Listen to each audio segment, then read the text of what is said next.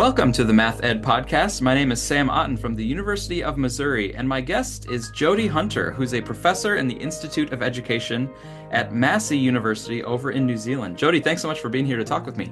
Thanks for inviting me. We're going to be talking about Jodie's recent article in Educational Studies in Mathematics, and that article is entitled Weaving Together the Threads of Indigenous Knowledge and Mathematics.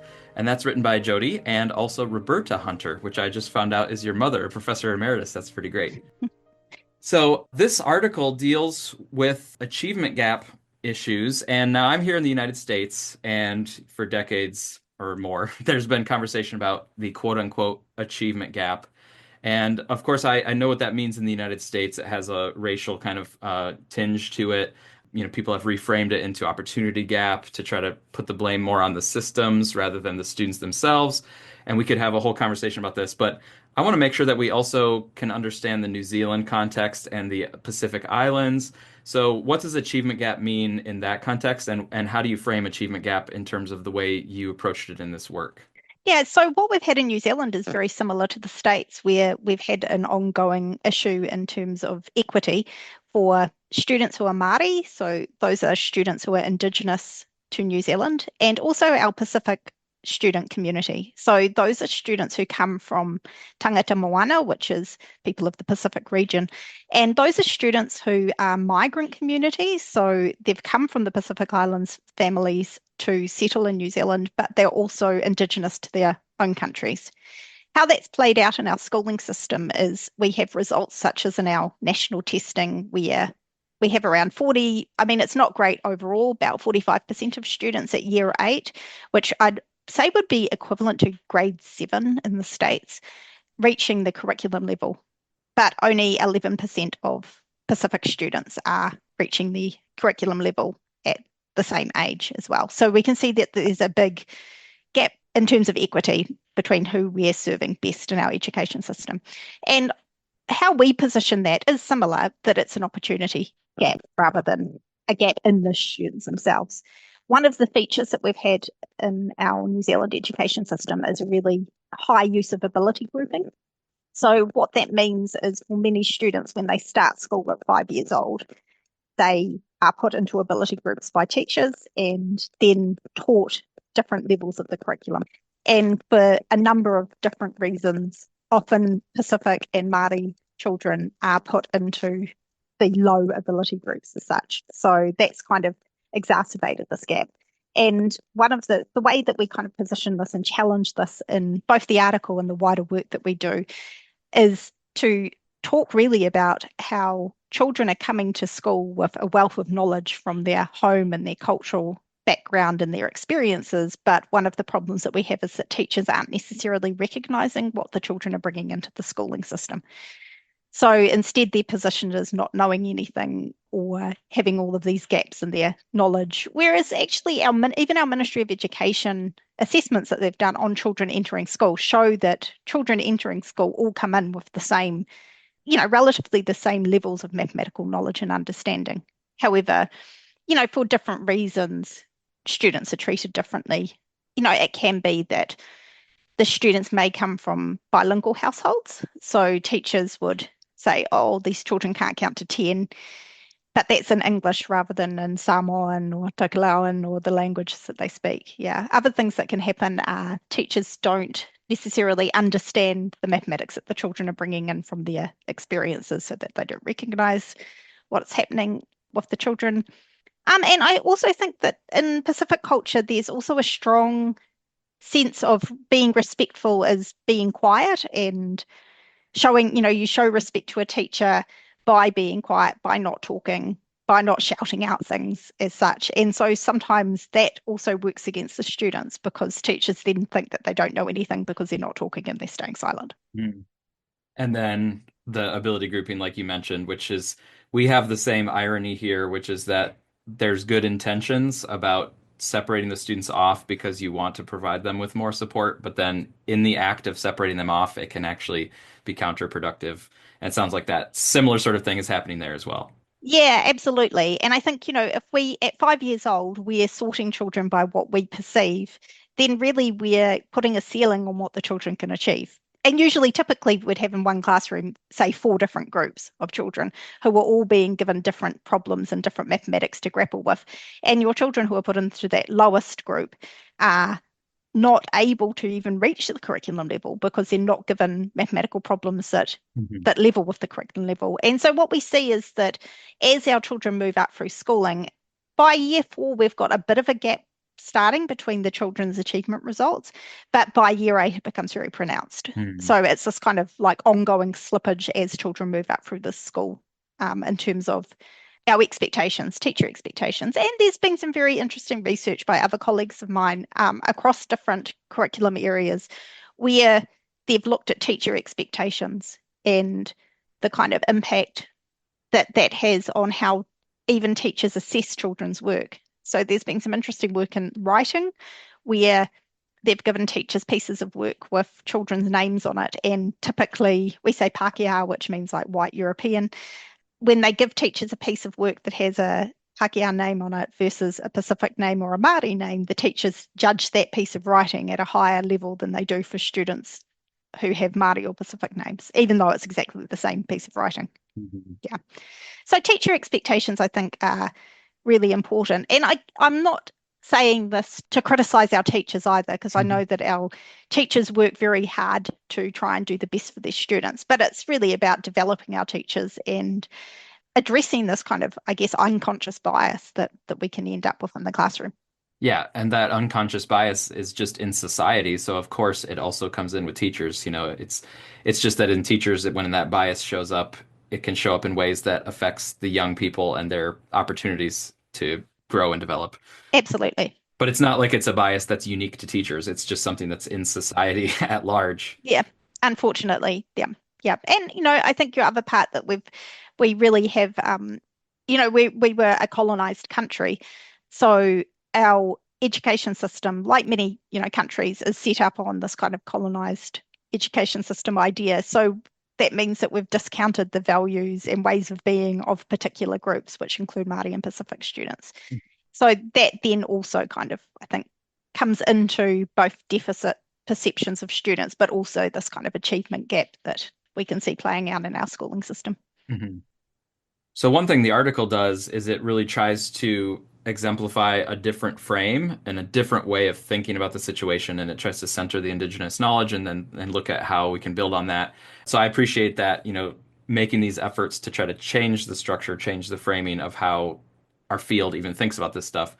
But I want to set the stage a little bit more so we can get into that article. First of all, at the center of the article is this project, which is called Developing Mathematics Inquiry Communities. So I wonder, first of all, you could just let us know about that project for people who aren't familiar. Yeah, sure. So that's been an ongoing professional learning and development project that we'd been funded through our Ministry of Education in New Zealand for a number of years. It's really based on kind of 3 key aspects. One, we look at ambitious mathematics teaching. So we define that as teaching children to the appropriate curriculum level, but allowing them to engage in cognitive challenge in doing so. Teaching children to use mathematical practices and to engage with mathematical practices. So that's about teaching children to make mathematical explanations, to justify their reasoning, to engage in mathematical argumentation, to make conjectures, generalize, all of those kind of mathematical processes that often don't happen in mathematics classrooms. And particularly with our Pacific and Māori communities, where some of these processes we really have to think very carefully about how we introduce them to children, particularly something like mathematical argumentation. So in Pacific culture, disagreeing or arguing is seen as very rude and disrespectful. So then that kind of brings me to the next part of developing mathematical inquiry communities, where we look at building culturally sustaining practice by teachers in the mathematics classroom. By that, what we mean is allowing children to maintain their cultural identity while doing mathematics. So if we take argumentation, for example, we would be working with the teachers to teach children how you can politely disagree with a mathematical idea so that the children aren't having to give up their cultural values or identity, but that they can engage with mathematical practices which are productive in a way that still honors their cultural identity. So we do things like frame this as friendly arguing and talk about how when you disagree with an idea, you're disagreeing with the idea, not the person necessarily. So you're kind of depersonalizing it, but that you can do this in a respectful and a polite way. And also, that actually another way of showing respect is by disagreeing, because you're showing somebody that you're listening to their idea and trying to make sense of it. Mhm. So, in fact, you're not being rude by disagreeing, but you're actually showing somebody that you appreciate the idea and you're really engaging with it. And in some ways, often you can be helping somebody by engaging in argumentation or disagreeing with an idea. So that's the kind of second part. And we would be looking, in terms of the culturally sustaining pedagogy, we're looking at things like cultural values. So if we think about Pacific values, the strongest value in Pacific culture really is collectivism. Our society and Pacific culture is built on the idea of collectivism, not individualism, which counters a lot of practice, I think, that we use in our maths classrooms. So we would be looking at opportunities for children to work collectively towards a common goal in mathematics classrooms, to look at ways that they can support each other. Getting teachers really to unpack Pacific values and what they mean in a Pacific frame, if that makes sense. So that's really important. And the third part of the culturally sustaining teaching would be thinking about the experiences that children have outside of the classroom in terms of home and community, tons of knowledge, things like that, that teachers can build upon in the classroom, all these really Indigenous knowledge systems. So that involves thinking about culture, but also kind of the cultural values, but also the experiences that children have and how they can connect to mathematics. And then the very third part of developing mathematical inquiry communities work that we do is thinking about well-being, thinking about all of those kind of how we can encourage children to have a strong mathematical well-being in the classroom and integrate that together. Yeah, so the work that we've been doing is a professional development project. We use a model where we do both in class work, which we call mentoring, where we work alongside teachers and work with them to support them to change their practice in the moment. And we also do work outside of the classroom, like staff meetings or professional development days, where we work with teachers to examine different parts of mathematics teaching, also understand the curriculum, think about planning and think about those cultural values and things like that. So it's a combination of both of those. We typically work with schools for 3 years, so it is quite intensive and long-term change process as opposed to any kind of quick fix.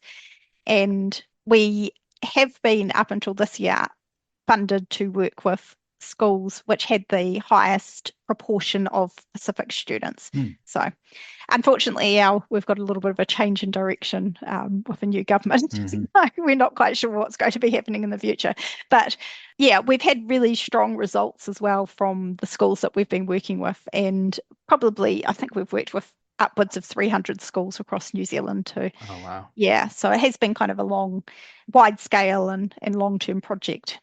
That's great. And then, yeah, a chance to, like in this Ed Studies and Math article, to learn some lessons, share those with the field internationally as well, Mm. with what you're seeing, how the teachers, how the researchers are looking at the Indigenous knowledge and how it connects with the mathematics. Yeah. Before we get into that, though, I also want to ask you about the research model that was used here, because you also use an Indigenous research model, the way that you approached this article itself. I hope I say this correctly, but Teveve, you can correct me, and then let us know, what is this Teveve research model? Yeah, so Te Vai Vai. Tivai sounds better. Yeah, Te Vai Vai. Yeah. So Te Vai Vai is a type of Cook Island quilt, which typically women make, and it's a real treasure. So it's something that is made over many, many hours and has a lot of love put into it. So my kind of experience with Te Vai Vai really comes from my maternal grandmother. So my maternal grandmother was born on a very tiny island called Manaki, which is in the Cook Islands.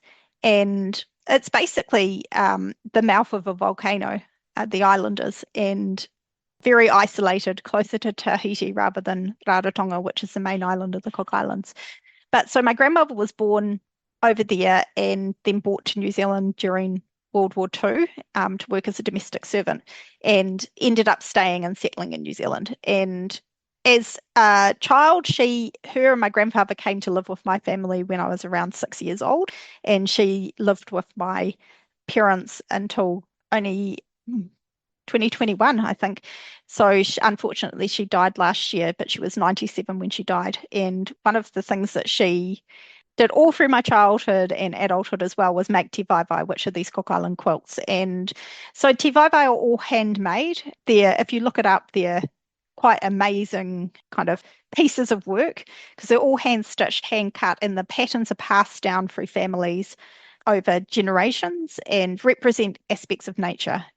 Actually, te vai itself, one of my first interests was looking at the mathematics that is embedded within te vai because they have a lot of, I do a lot of work in algebra and they have a lot of growing patterns in te vai as well as kind of geometry and other concepts like that. So it's kind of been fascinating for me to look at what my grandmother did and connect that to mathematics.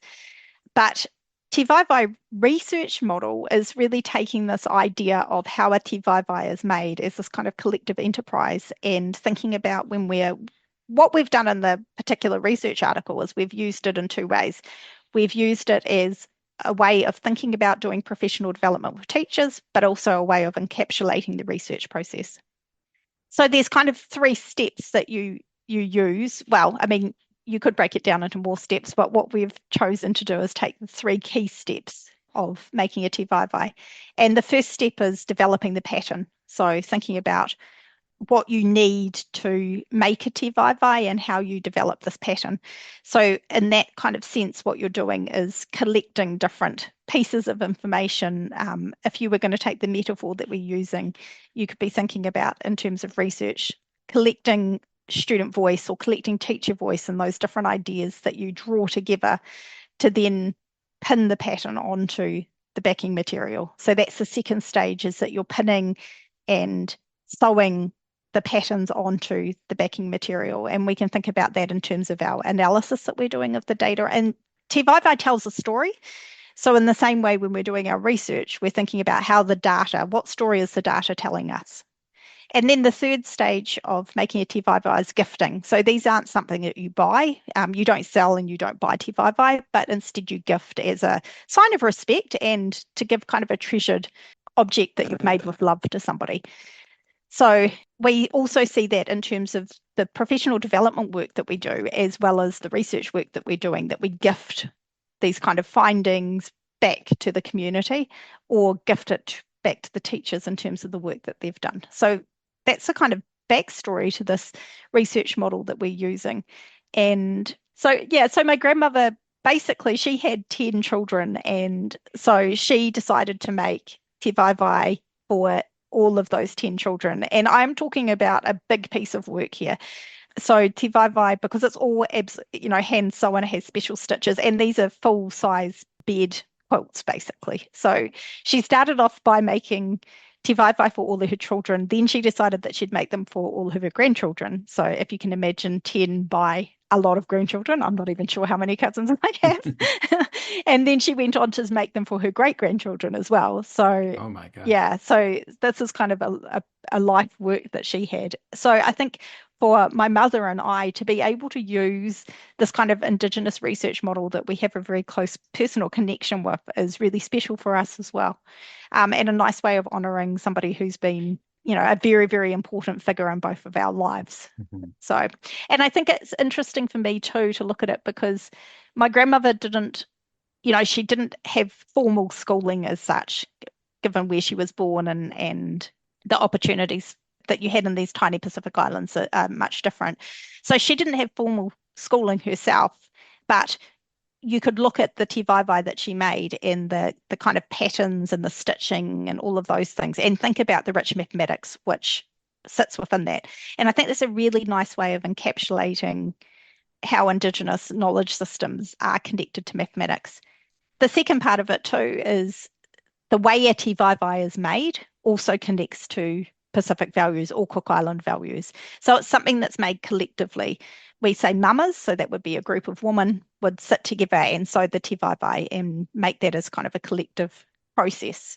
You have somebody who does the patterns and passes those patterns down. You have somebody who cuts it and then other people work together to sew them. So again, it kind of encapsulates those values together. And also just very, I was looking at the article, but now to hear you talk about it, it's really hitting me too about how your article is about the use of and the centering of Indigenous knowledge in mathematics, but also the article itself, you are actually like practicing what you preach. Like you're also making the article in a way that's through like Indigenous forms of knowledge and then sharing that with the math ed field, while also looking at how teachers are using Indigenous knowledge in like school mathematics. So it's cool to see it operating at multiple levels. Yeah, and I think that it was really, I guess we feel very privileged and I guess hopeful for mathematics education that we were able to have our work that used this Indigenous model, talking about Indigenous knowledge systems, published in an international journal like Educational Studies in Mathematics, because we had previous experiences. I do feel like there's been a little bit of a sea change in mathematics education research and publishing because I'd had previously work where I was trying to use Indigenous models or Pacific knowledge systems, and it was very hard to get it published. So I also kind of give credit to the editors who had the special issue for their kind of willingness, I suppose, to open up the field. Because it has been very frustrating in the past where I could get research articles using kind of Indigenous knowledge systems and framing things differently, published in Australasian research journals. But it was very difficult to get into European or even American journals, and not for reasons which I think were valid, but reasons that were really about narrowing the field, I think. And yeah, so Yeah, expecting people to be in the same box of what research looks like. yeah, exactly. So I think given that that was in a special issue on race and racism, and I think that's one way that we can directly address race and racism in mathematics education is by widening our lens and accepting different methodologies and different ways of working, Mhm. and honoring different knowledge systems as well. Well, in the article, so you mentioned, establishing a pattern and then laying that against the backdrop and sort of it's telling a story. So I just want to ask you in this article in Ed Studies in Mathematics, what is kind of the main story that you can kind of summarize for us right now? So I think the beginning story that we have is that a lot of Pacific children aren't able to see how their culture and identity is connected to mathematics classrooms. And so we kind of lay the foundation through quotes from children where they talk about their alienation in the mathematics classroom and this kind of idea that mathematics classrooms are white spaces, basically. So that's reflected in children's quotes. We would ask children how they felt being whatever culture they identified with in the classroom. And for a number of the Pacific children, they would say things which indicated their ideas or conceptions of mathematics as being, I guess, a colonized kind of a subject. Yeah. So children would say things to us like, I'm Samoan, and when I'm doing maths, I have to be a palangi, which means a white person. So there's this idea that you can't do maths as a Samoan. And, or another child I remember said when we asked this question, I'm Tokelauan, and it's weird doing maths because Tokelauans don't do maths. So that's your kind of foundation, I think, is that we've got children who don't see themselves as reflected in mathematics teaching and learning. And what we did in this article was to work with teachers at one particular school, and we were very lucky to be able to work with this group of teachers who were very open to learning and willing to have their ideas challenged. And so we worked with this group of teachers to look at how they could build on Indigenous knowledge systems and the strengths of the children that they had. And so the findings of the story really are about the process of change for the teachers and for the children themselves. So I think one of the key points that I would take out of that is that we can't just look at teacher change, but we also have to take the children along on this kind of journey of change with us.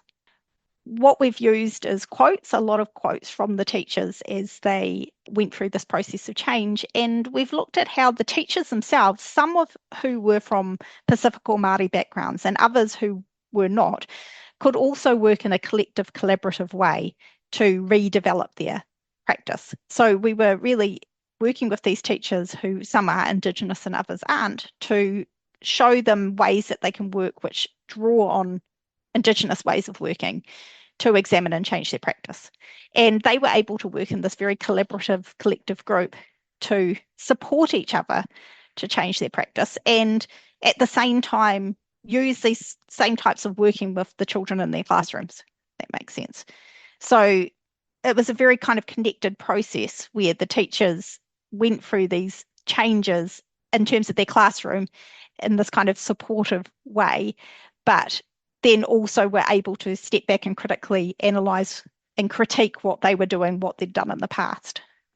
And so the article really is about showing this kind of transformative change that teachers and children can go through when you start to focus on Indigenous knowledge systems and how they impact your classroom practice. And what we did at the end of the article is a kind of gift back, which is the third stage of this Te Vaiwai model, was to take a lesson that a teacher taught after a number of years in the project. And it is a longitudinal, like it was a longitudinal period of change rather than a quick piece of change. And we take one of the lessons that the teacher taught using waka, which is a like canoeing, and very important in our Pacific culture and Māori culture as well, because our history of navigation was that we migrated around the Pacific using waka. And the teacher used a lesson focused on waka to both support the children to engage with their cultural values, but also to engage with mathematics. And at the very end of it, there's quotes from the children talking about the importance for them as Pacific learners of having their culture and identity valued in the mathematics classroom. Yeah, wonderful. That's the kind of thing we always love to see, right? But there's a lot of work that goes into getting to that point. Yeah, it was. And it was very intensive. And I do give full credit to the teachers who, really worked with us in a very careful, considered, and critical of their own practice type of a way. So, and I think that can be really hard for you as a teacher because, it can be easy to become defensive about practice. But rather, these teachers were very, open to looking at their own practice, thinking about what is the best way that I can serve the children in my classroom and the community which I work within, and to change based on that. Mhm. So, yeah. I do want to ask one more question about the article, but I'm also mindful that this might be sort of a US centric box. So I was going to ask about the takeaway from the article, but then I'm thinking, oh, takeaway, I wonder if that's like a US centric way of thinking of like, I need to get something from this article that I keep. And I'm thinking, like, no, if I really just admire the beauty of the Te Vaivai, like, it might just be take it in, enjoy it for what it is, notice the patterns, notice the beauty of what kind of came together in the article, and that's enough right there. Yeah, But I am gonna still. I think, I mean, I always think I'd like my work to impact in the field. So I'm quite happy to answer that question. Okay, And I sure. guess, yeah, It I it guess can I stand think, on its own as a beautiful piece of work yeah. just on its own. But yeah, yeah. Do you see some takeaways for either, the field broadly?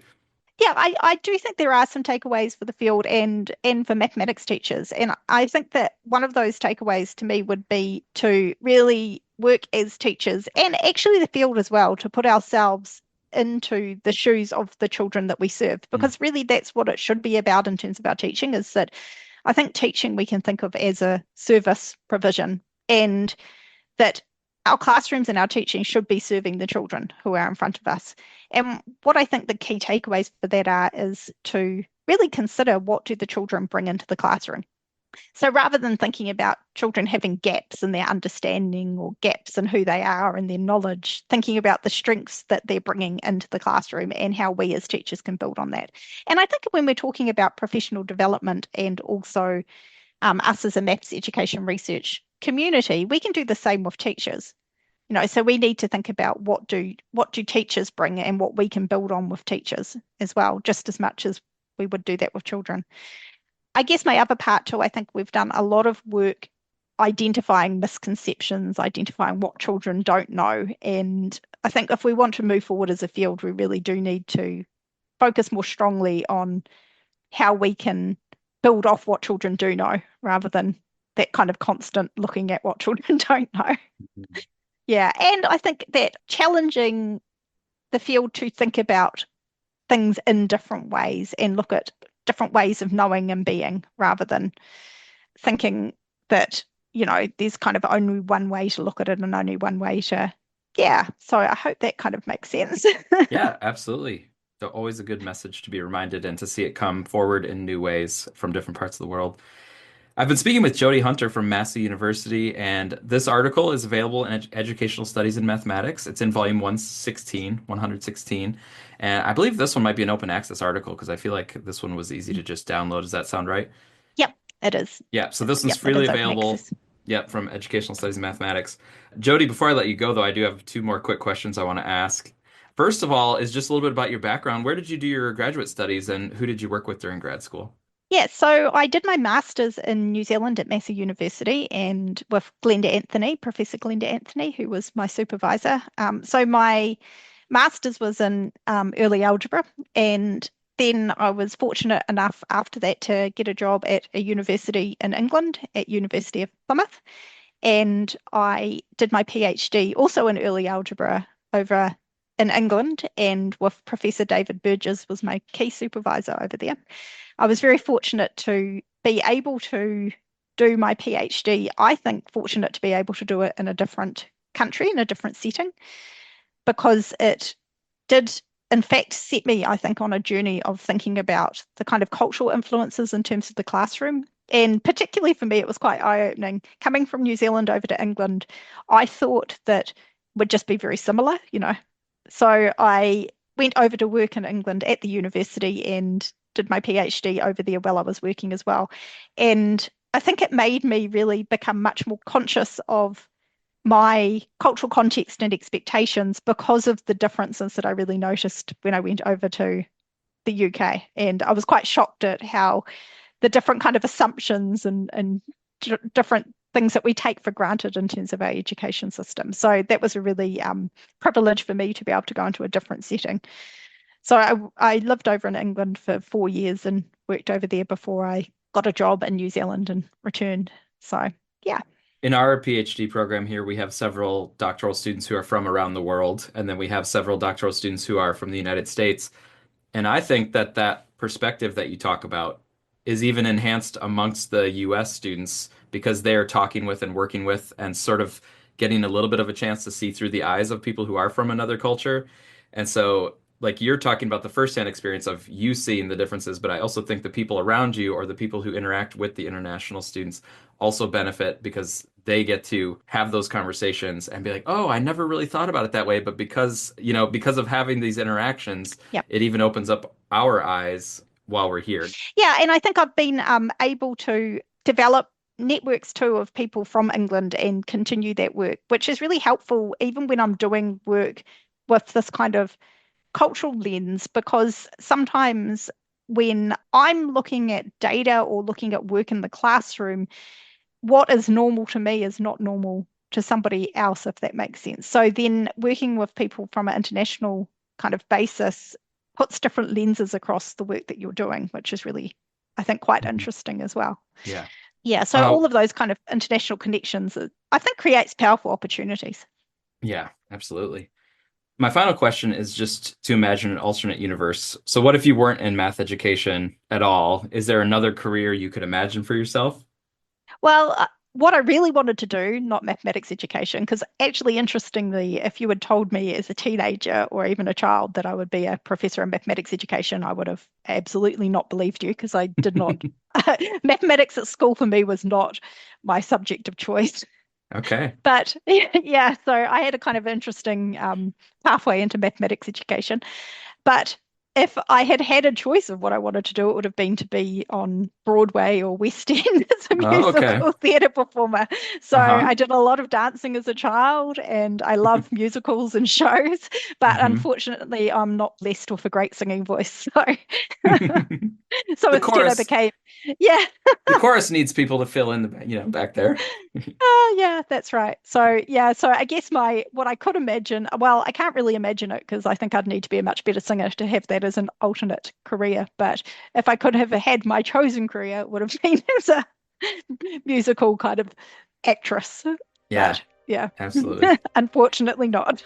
No, that's all right. Hey, they're fun to watch and you take in and you can just live vicariously through watching the performances. Exactly, exactly. Well, I really enjoyed talking to you. Thanks, Jody, so much for taking the time. Thanks for the invitation. It's really a privileged opportunity to be able to talk and share the work and also the strength of our Pacific and Māori communities with the international audience. Yeah, thank you.